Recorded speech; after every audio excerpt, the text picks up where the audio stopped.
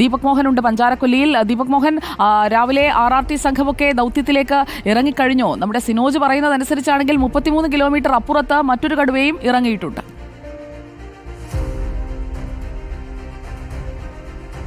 സുജയ പാർവതി, ഈ നരഭോജി കടുവയ്ക്കായുള്ള തിരച്ചിൽ ഇന്ന് പുലർച്ചെയും വനംവകുപ്പ് നടത്തിയിരുന്നു. പുലർച്ചെ RRT ടീം അംഗങ്ങൾ ഈ മേഖലയിൽ കടുവയെ കണ്ടിട്ടുണ്ട്. ഇപ്പോൾ ഡ്രോൺ ഉപയോഗിച്ചുള്ള പരിശോധനകൾ നടക്കുന്നു. ഒപ്പം ഈ നോർത്ത് വയനാട്, സൗത്ത് വയനാട് നിന്നുള്ള വനംവകുപ്പ് ജീവനക്കാർ ഈ മേഖലയിൽ തിരച്ചിൽ നടത്തുന്നുണ്ട്. തറാട്ട്, മണിയൻകുന്ന്, പഞ്ചാരക്കൊല്ലി തുടങ്ങിയ മേഖലകളിലാണ് ഇന്ന് വിശദമായ തിരച്ചിൽ നടത്തുന്നത്. നിലവിൽ 38 ക്യാമറകൾ സ്ഥാപിച്ചിട്ടുണ്ട്. അതോടൊപ്പം 12 ലൈവ് സ്ട്രീം ക്യാമറകൾ കൂടി സ്ഥാപിക്കും.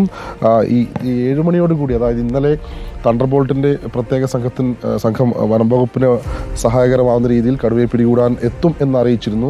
7 മണിയോടുകൂടി അവർ റിപ്പോർട്ട് ചെയ്യുമെന്നാണ് അറിഞ്ഞത്. പക്ഷേ ഇതുവരെ എത്തിയിട്ടില്ല. ഇപ്പോൾ നിലവിൽ നമുക്ക് ദൃശ്യങ്ങൾ കാണാം. ഈ വനമേഖലയ്ക്കുള്ളിലേക്ക് കടുവാ ദൗത്യത്തിനായി പോകാനുള്ള തയ്യാറെടുപ്പിലാണ് വനംവകുപ്പ് ജീവനക്കാർ. 10 പേരടങ്ങുന്ന 4 സംഘങ്ങളായാണ് ഈ മേഖലയിൽ തിരഞ്ഞ പരിശോധന.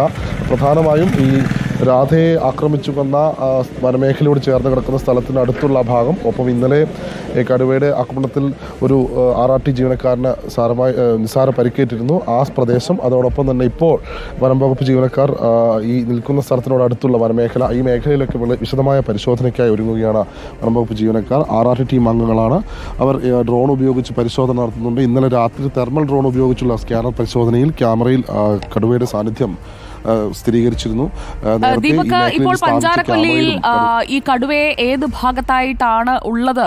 അതായത് നേരത്തെ രാധയെ ആക്രമിച്ച സ്ഥലത്ത് നിന്ന്, പ്രിയദർശിനി എസ്റ്റേറ്റിന്റെ പരിസരത്ത് നിന്ന് നേരത്തെ നമ്മൾ കണ്ടതുപോലെ നൗഫലിന്റെയൊക്കെ വീടിന്റെ പിന്നിലൂടെ പോയ ആ കടുവ ആ മേഖലയിൽ തന്നെ കറങ്ങി നടക്കുകയാണോ? മറ്റെവിടേക്കെങ്കിലും നീങ്ങിയിട്ടുണ്ടോ? എന്താണ് ഇപ്പോൾ കടുവയെ സ്പോട്ട് ചെയ്തിരിക്കുന്ന ഇടം സംബന്ധിച്ച് ഏതെങ്കിലും തരത്തിൽ ഒരു നിഗമനത്തിലേക്ക്, അവിടെ കേന്ദ്രീകരിച്ച് പരിശോധന നടത്താമല്ലോ, അങ്ങനെ ഒരു നിഗമനത്തിലേക്ക് 4ാം ദിവസമാണിത് ദീപക്, ഇനിയും എത്താൻ കഴിഞ്ഞിട്ടില്ലേ?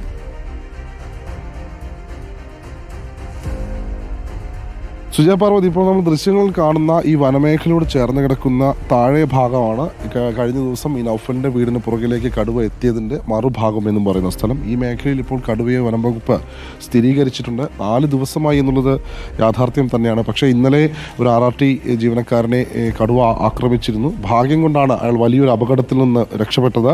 ഈ കൂടെ ഉണ്ടായിരുന്ന മറ്റ് RRT ടീം അംഗങ്ങളിൽ നിന്ന് നമുക്ക് മനസ്സിലായ വിവരം, ഇത് വലിയ ഒരു ആരോഗ്യമുള്ള കരുത്തനായ കടുവയാണ്. സാധാരണ പ്രായമായതോ അല്ലെങ്കിൽ ഇത്തരത്തിൽ മറ്റ് കടുവകളുമായി ഏറ്റുമുട്ടി ആരോഗ്യപരമായ പ്രശ്നങ്ങളുള്ള കടുവയല്ല, കരുത്തുള്ള ഒരു കടുവയാണ് എന്ന് വനംവകുപ്പ് ജീവനക്കാർക്ക് കൃത്യമായി വിവരം കിട്ടിയിട്ടുണ്ട്. അപ്പോൾ കൃത്യമായി കടുവയെ ലൊക്കേറ്റ് ചെയ്ത് വെടിവെച്ച് കൊല്ലാനുള്ള നീക്കങ്ങൾ നടത്തുന്നു. അതിനായാണ് ഒപ്പം തണ്ടർബോൾട്ടിൻ്റെയും പോലീസിൻ്റെയും സഹായം തേടിയിരിക്കുന്നത്. പോലീസിൻ്റെ ഷാർപ്പ് ഷൂട്ടേഴ്സ് അടക്കമുള്ള ആളുകൾ 8 മണിയോടുകൂടി ഈ മേഖലയിലെത്തും.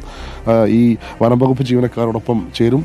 ഏതായാലും ഭയങ്കര തണുപ്പാണ് വയനാട്ടിൽ. ഇപ്പോൾ തണുപ്പ് കൂടുതലുള്ള സമയത്ത് വനംവകുപ്പ് ജീവനക്കാർ രാത്രിയെന്നോ പകലെന്നോ വിശ്രമമില്ലാതെ ഈ കടുവാ ദൗത്യം, തീർച്ചയായും അവർ ചെയ്യുന്നത് ഒരു വലിയ ദൗത്യമാണ്. കടുവാ പേടിയിൽ ഒരു നാട് മുഴുവൻ കഴിയുമ്പോൾ അവർ ഷാർപ്പ് ഷൂട്ടേഴ്സ് അടക്കം നോക്കൂ, അവരെല്ലാവരും രാവിലെ തന്നെ തയ്യാറായി നിൽക്കുകയാണ്. കടുവയെ കണ്ണിൽപ്പെട്ടാൽ അപ്പോൾ തന്നെ വെടിവെച്ചോളൂ എന്ന ഉത്തരവുമുണ്ട്. കടുവയെ ഇന്ന് തന്നെ പിടികൂടുമെന്ന് നമുക്ക് പ്രതീക്ഷിക്കാം.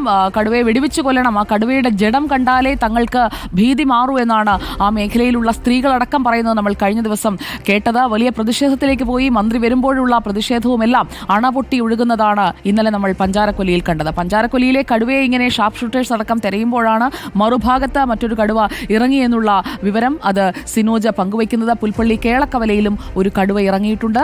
എല്ലായിടങ്ങളിലും ഈ രീതിയിൽ വന്യമൃഗങ്ങൾ ഇറങ്ങുകയാണ് എന്നുണ്ടെങ്കിൽ ജീവിതം ഒരുപാട് ബുദ്ധിമുട്ടിലാകും എന്ന് ആ നാട്ടുകാർ പറഞ്ഞുകൊണ്ടേയിരിക്കുകയാണ്. മലയോര മേഖലയുടെ ആശങ്കയകറ്റാനായിട്ടുള്ള തുടർ നടപടികളാണ് സർക്കാരിന്റെ ഭാഗത്തു നിന്ന് ഉണ്ടാകേണ്ടത്.